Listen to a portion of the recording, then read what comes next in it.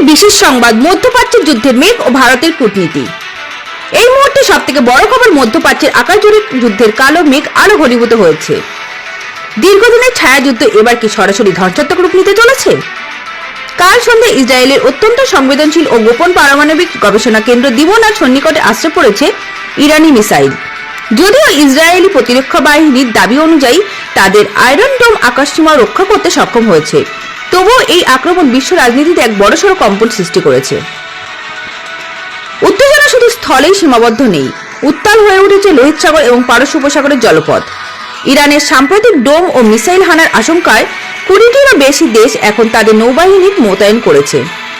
আন্তর্জাতিক এই জলপথ দিয়ে বিশ্ব বাণিজ্যের বিশাল অংশ পরিচালিত হয়, ফলে এই অস্থিরতা মানেই বিশ্বজুড়ে তেলের দাম ও মুদ্রাস্ফীতির প্রবল আশঙ্কা।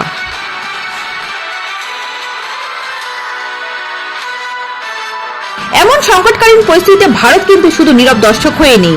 ভারতের জাতীয় সুরক্ষা এবং বাণিজ্যিক স্বার্থ রক্ষায় কালই ইরানের প্রেসিডেন্টের সঙ্গে টেলিফোনে দীর্ঘক্ষণ কথা বলেছেন প্রধানমন্ত্রী নরেন্দ্র মোদী।